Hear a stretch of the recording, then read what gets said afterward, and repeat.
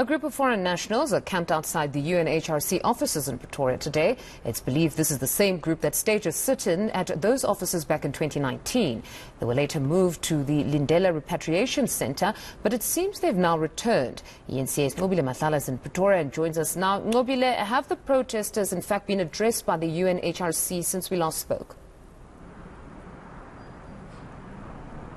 Well, yes, Mfundo. So UNHCR has come out, and what they've said is they have options for the group, and one of them is to reintegrate them to the community, whilst the other is to take them back to their origin, their country of origin, saying that there's a major issue with some of the people that are asking to be taken to a different country because that's not their mandate in this case. Mostly those are things that they would do in terms of if there was issues with war, and also there are countries that decide or say that they are accepting people. So there is a process that they have to go through in application, but at this point all they can offer for them is for them to go back to Lindela, where they will have to wait, and also from there then they will have to communicate with some of the Home Affairs officials and look into how they can be taken back to the country of origin.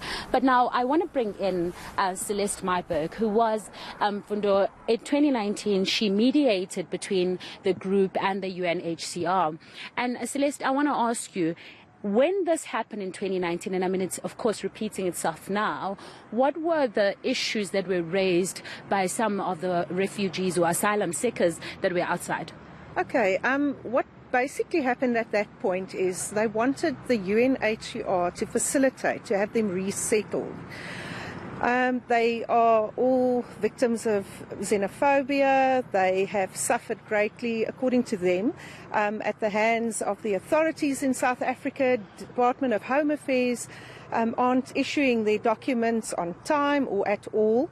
There are asylum seekers who have been around for 17 plus years and they still haven't obtained their refugeeship from Department of Home Affairs. So there was a lot of frustration surrounding that. They were not prepared to integrate into the communities because of xenophobia and all these issues they are faced with. And they opted then to come here and ask the UNHCR to have them resettled. And I mean, Celeste, as you say, most of the issues that you've just raised is what we've heard from some of the people that we've spoken to, which is still a major thorn in their hearts. They're talking about xenophobia. But UNHCR is supposed to have these options to assist them. Are the options given by them anything that can assist? Well, I know the UNHCR have partners who assist, like Lawyers for Human Rights, who are supposed to assist with paperwork that is neglected by Department of Home Affairs, maybe issues surrounding the SAP not coming to the party. But really, resettlement isn't possible for the UNHCR because they only assist with these refugees applying to the various countries they wish to be resettled to. But the decision is ultimately in that country's hands and not in the UNHCR's hands. Unfortunately, some of these refugees don't understand it, but we do see the other side to the coin, where we do see the frustration that these refugees have and asylum seekers have. And tell me a bit about because this is obviously a group that was left from 2019. There is a group that was assisted. Tell me a bit about those mediation. What happened? Okay, at that point, 183 men were incarcerated at Kgosi Mampuru prison, and this particular group was part of that group. Then this group, they are mostly the not guilty pleas, but a group also approached me from prison and said they wish to splinter away from the initial group and they would want to plead guilty on trespassing and get on with their lives, maybe integrate into the communities. Very few of them have repatriated back to their country. And they wanted me to mediate between themselves and Department of Home Affairs also to get the process of their paperwork in order. Unfortunately, DHA hasn't really met up to that. I do have queries as we speak weekly from these refugees where they were called to Department of Home Affairs in Marabastad on the 18th of April. They arrived there and they were met with absolutely no assistance. The date was remanded for the 18th of May. They went back and they weren't assisted with their paperwork. So the frustration continues. I do understand Department of Home Affairs has a lot of backlog. There was COVID, so there were issues there.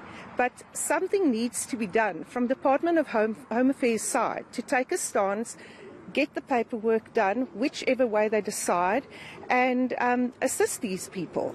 Now, Celeste, I mean, whilst you speak about the frustration, some of the people that are being affected here is also the community that they're in. And I understand that you speak to that community. What is their frustration at this point? Okay, firstly, the community also has a message, by the way, that was given to me. In terms of the camping outside, obviously it does cause a nuisance. A lot of the community members feel intimidated at this point in time.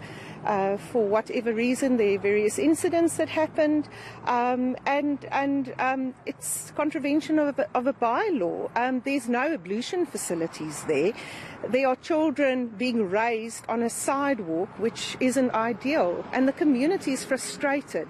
From the community's point of view, and I'm conveying their message, is that the UNHCR in this area has these people staying out there, and it's causing great offence and frustration to the community.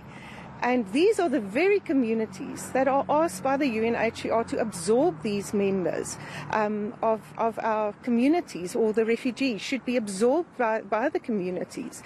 But because of this offence, it's very difficult for the community to absorb them with an open heart.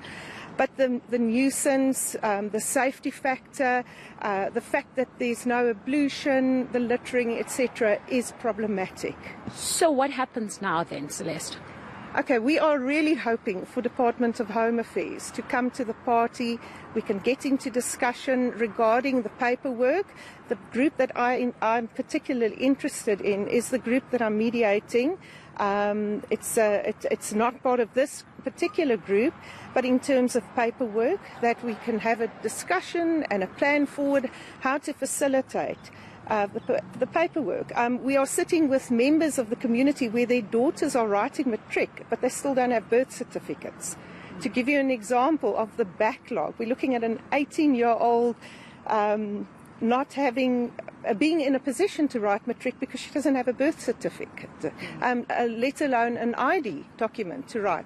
So we're hoping for Department of Home Affairs to come to the party, and we are also hoping that the SAP will enforce the bylaws from the community side. But as a mediator, of course, I have to remain objective. I have to see it from all sides and understand all the parties' contentions. Yes, but that ideally, I think paperwork is our #1 concern from Department of Home Affairs side. All right. Definitely. Thank you very much, Celeste Myburgh. They're speaking to us in Fundo about those issues being raised by the foreign nationals outside there. I mean, we heard from them, just like what Celeste is saying. She's saying that it's a repetition of what was said in 2019, and they really just need assistance. And, of course, asking there that Home Affairs come to the party and really assist. But of course, Mfundo, we are going to be speaking to Home Affairs to ask them how they are going to assist the situation going forward. All right, Nqobile, we'll leave it there for now. That's reporter Nqobile Madlala out in Pretoria for us. More news.